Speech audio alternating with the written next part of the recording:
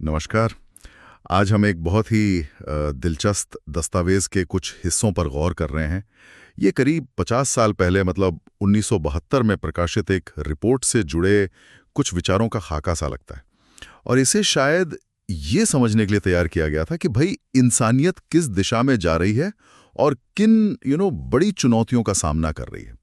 हमारे पास इसके कुछ अध्यायों के शीर्षक हैं, तो आज हम कोशिश करेंगे कि इनके पीछे जो मुख्य विचार छिपे हैं उन्हें थोड़ा गहराई से समझें। हाँ, बिल्कुल। 1972 का दौर। जरा सोचिए, दुनिया में एक अजीब सी बेचैनी थी, भविष्य को लेकर चिंताएं थीं। एक तरफ तो औद्योगिक विकास बहुत तेजी से हो रहा था, जनसंख्या बढ़ रही थी, लेकिन साथ ही पर्यावरण और संसाधनों पर जो दबाव पड़ रहा था, उसकी बातें भी शुरू हो गई थीं।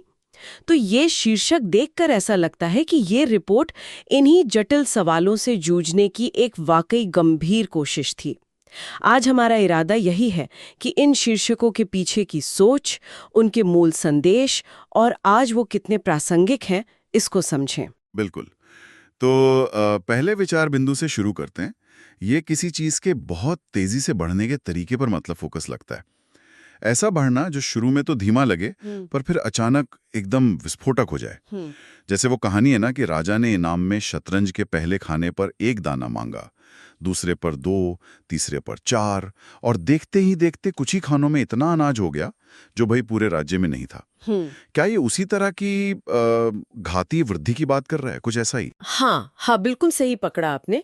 ये घातीय वृद्धि या जिसे एक्सपोनेंशियल ग्रोथ कहते हैं, उसी का कॉन्सेप्ट है। और ये सिर्फ कहानियों या गणित तक ही सीमित नहीं है, असल दुनिया में भी है। देखिए, जनसंख्या वृद्धि, औद्योगिक उत्पादन का बढ़ना या यहाँ तक कि कुछ तरह के प्रदूषण का फैलना भी वो इसी पैटर्न पर चलता है। इसकी सबसे खास और अक्सर जिसे हम अनदेखा कर देते हैं, वो बहुत यही है कि ये लंबे समय तक धोखा दे सकती है। चीजें धीरे धीरे बढ़ती लगती हैं और हमें लगता है कि सब ठीक है, सब नियंत्रण में है। लेकिन फिर एक मोड़ आता है जब वृद्धि अचानक बहुत तेज, बहुत ही तेज हो जाती है।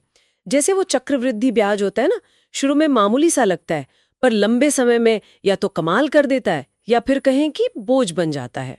अच्छा, यानी ये समझना कि कोई चीज घातीय रूप से बढ़ रही है ये बहुत जरूरी है, क्योंकि उसका जो अंतिम परिणाम है वो हमारी सहज अपेक्षा से कहीं ज्यादा बड़ा हो सकता है। तो क्या ये रिपोर्ट सिर्फ इस वृद्धि के पैटर्न को समझा रही थी या इसके जो परिणाम है उन पर भी उंगली उठा रही थी? मुझे लगता है कि सिर्फ पैटर्न समझाना तो मकसद नहीं रहा होगा। देखिए, असली मुद्दा तो ये उठता है कि क्या इस तरह की असीमित, लगातार दुगुनी होती जाने वाली वृद्धि एक सीमित ग्रह पर, हमारी पृथ्वी पर हमेशा के लिए जारी रह सकती है? क्या हमारे संसाधन, हमारी जमीन, हमारे सागर, हमारा पर्यावरण, क्या ये सब इस लगातार बढ़ते बोझ को सह सकते हैं? ये सवाल इस पहले हिस्से के केंद्र में जरूर रहा होगा कि घाती वृद्धि की प्रकृति ही ऐसी है कि वो अनिवार्य रूप से कभी न कभी किसी न किसी सीमा से टकराएगी ही।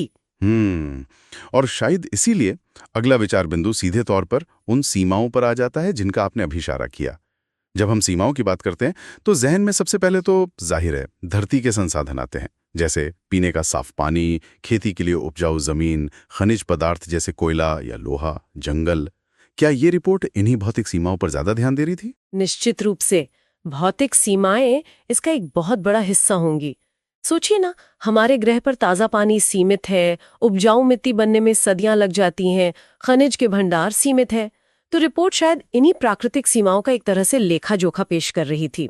लेकिन देखिए, सीमाएं सिर्फ संसाधनों के खत्म होने की ही नहीं होती।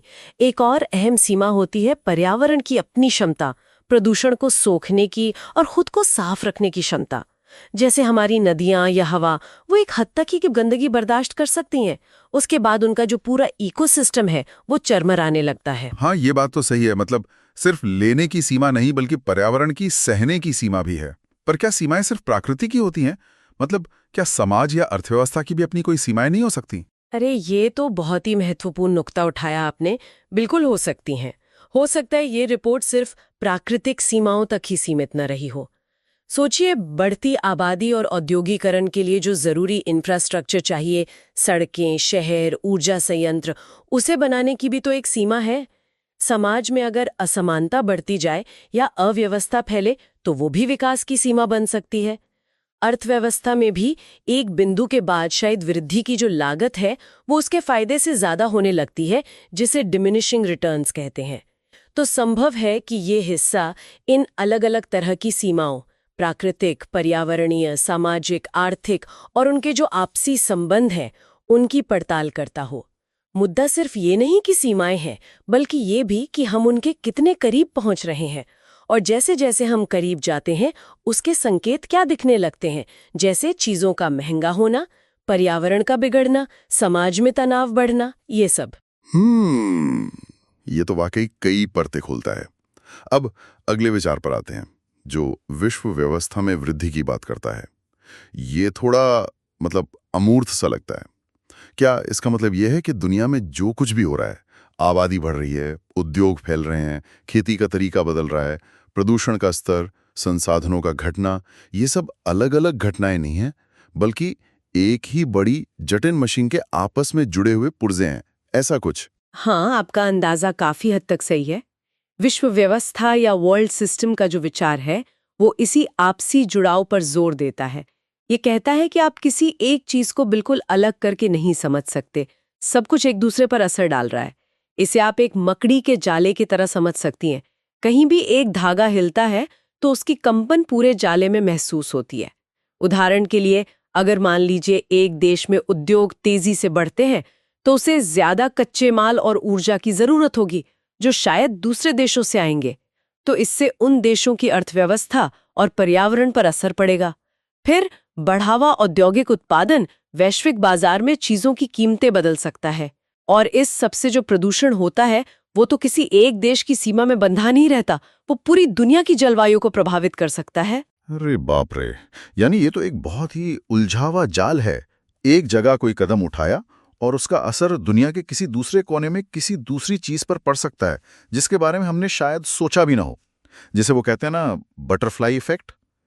क्या ये रिपोर्ट इसी जटिलता को, इसी कॉम्प्लेक्सिटी को उजागर करने की कोशिश कर रही थी? संभवतः यही इसका मुख्य उद्देश्य रहा होगा, ये समझाना कि दुनिया एक सिस्टम है जहां अलग-अलग तत्व जैसे जनसंख्या, उद्योग, कृषि, संसाधन, प्रदूषण, ये सब एक दूसरे से जुड़े हैं और फीडबैक लूप्स के जरिए एक दूसरे को प्रभावित करते हैं। जैसे प्रदूषण बढ़ने से स्वास्थ्य खराब होता है, जिससे शायद काम करने की क्षमता घटती है और फिर आर्थिक उत्पादन प्रभावित होता है। ये एक लूप हो गया। या मान लीजिए संसाधनों की कमी होने से चीजें महंगी होती हैं, जिससे लोगों की खरीदने की शक्ति कम होती है और आर्थिक वृद्धि धीमी पड़ सकती है। ये दूसरा लूप। तो ये हिस्सा शायद इसी बात पर जोर दे रहा था कि समस्याओं का समाधान किसी एक हिस्से को ठीक करके नहीं किया जा सकता, बल्कि पूरे सिस्टम को ध्यान में रखना होगा।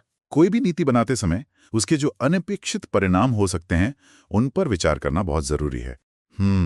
ये सिस्टम वाली बात समझने के बाद तकनीक की भूमिका पर जो अगला विचार है, वो और भी दिलचस्प हो जाता है। आमतौर पर एक बड़ा तबका तो यही मानता है कि इंसान की हर समस्या का हल तकनीक निकाल ही लेगी। अगर जमीन कम पड़ रही है तो हम बेहतर बीज और खाद से ज्यादा फसल उगा लेंगे। अगर ऊर्जा के स्रोत कम हो रहे हैं तो हम सौर ऊर्जा या परमाणु ऊर्जा जैसी नई तकनीकें विकसित कर लेंगे। अगर प्रदूषण बढ़ रहा है तो उसे साफ करने की मशीनें बना लेंगे। क्या ये रिपोर्ट तकनीक को इसी नजरिए से देखती थी, एक तरह की जादू की छड़ी के रूप में? देखिए, ये सवाल तो 1972 में भी उतना ही अहम था जितना आज है। रिपोर्ट ने निश्चित रूप से तकनीक की जो अपार क्षमताएं हैं, उनको माना होगा। आखिर उस दौर में हरित क्रांति ने भुखमरी से लड़ने में मदद की थी, नई दवाइयों ने जीवन प्रत्याशा बढ़ाई थी, औद्योगिक तकनीकों ने उत्पादन बढ़ाया था। तकनीक कुशलता लाती है, हमारी पहुंच बढ़ाती है और कई समस्याओं को हल करने में मदद करती है। इसमें तो कोई शक नहीं। हाँ, वो तो है, लेकिन इसमें कोई किंतु परंतु भी था। क्या रिपोर्ट ने तकनीक की सीमाओं या उसके जो नेगेटिव पहलू हैं, उन पर भी ध्यान दिलाया? क्योंकि तकनीक खुद भी तो संसाधनों का इस्तेमाल करती है और अक्सर नई समस्याएं पैदा कर देती है। जैसे आपने प्लास्टिक का उदाहरण दिया, एक कमाल का आविष्कार था, पर आज उसके कचरे का पहाड़ खड़ा हो गया है। बिल्कुल सही। और यहीं पर शायद रिपोर्ट एक संतुलित, एक बैलेंस दृष्टिकोण अपनाने की कोशिश कर रही थी। पहला सवाल तो यही कि क्या तकनीक मूलभूत भौतिक सीमाओं को खत्म कर सकती है, क्या हम ऊर्जा संरक्षण के नियम यानी लॉज ऑफ थर्मोडायनामिक्स को बदल सकते हैं? क्या हम पृथ्वी का आकार बढ़ा सकते हैं? शायद नहीं। तकनीक मौजूदा सीमाओं को थोड़ा आगे धकेल सकती है या हमें उन सीमाओं के अंदर बेहतर तरीके से रहना सिखा सकती है, लेकिन शायद उन्हें मिटा नहीं सकती। दूसरा, जैसा आपने कहा, हर तकनीक की अपनी एक लागत होती है, उसे बनाने और चलाने के लिए ऊर्जा और संसाधन चाहिए। और तीसरा, तकनीक अक्सर अनपेक्षित सामाजिक या पर्यावरणीय समस्याएं पैदा करती है, जैसे ऑटोमेशन से रोजगार का संकट या कीटनाशकों से मिट्टी और पानी का जहरीला होना। तो रिपोर्ट का तर्क शायद ये रहा होगा कि तकनीक एक शक्तिशाली औजार है, बिल्कुल है, लेकिन वो अपने आप में समाधान नहीं है। हमें उसे समझदारी से उसके जो व्यापक प्रभाव है उनको ध्यान में रखते हुए इस्तेमाल करना होगा, न कि उस पे आंख मूंद के भरोसा करना होगा कि वो सारी समस्याओं को जादुई ढंग से हल कर देगी।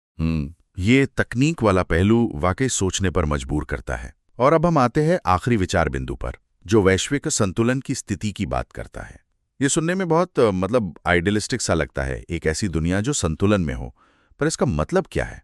क्या इसका मतलब है कि विकास रुक जाए, सब कुछ ठहर जाए? क्या ये एक तरह की स्थिरता या जड़ता की स्थिति है? हाँ, ये संतुलन शब्द से अक्सर लोग ठहराव का मतलब निकाल लेते हैं, लेकिन यहाँ शायद इसका अर्थ ज्यादा गहरा है।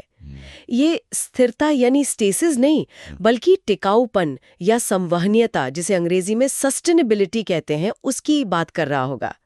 एक ऐसी गतिशील अवस्था जहां मानव समाज और उसकी गतिविधियां पृथ्वी के पर्यावरण और संसाधनों के साथ एक सामंजस्य में हो, जो लंबे समय तक चल सके, जहां हम प्रकृति से उतना ही लें जितनी उसकी फिर से पैदा करने की क्षमता हो, और उतना ही कचरा या अपशिष्ट पैदा करें जितना वो सुरक्षित रूप से सोख सके। अच्छा, तो ये विकास का अंत नहीं, बल्कि विकास की दिशा बदलने की बात है। यानी मात्रात्मक वृद्धि कि कितना ज्यादा उत्पादन हुआ, उसके बजाय गुणात्मक विकास पर जोर देना, जैसे जीवन की गुणवत्ता, शिक्षा, स्वास्थ्य, पर्यावरण की बेहतरी। बिल्कुल बिल्कुल सही समझा आपने। ये एक ऐसी अवस्था हो सकती है जहां अर्थव्यवस्था का लक्ष्य सिर्फ जीडीपी बढ़ाना ना हो, बल्कि लोगों की भलाई और पर्यावरण का स्वास्थ्य हो, जहां शहर रहने लायक हो, हवा साफ हो, पानी शुद्ध हो और प्राकृतिक संसाधन आने वाली पीढ़ियों के लिए भी सुरक्षित रहें।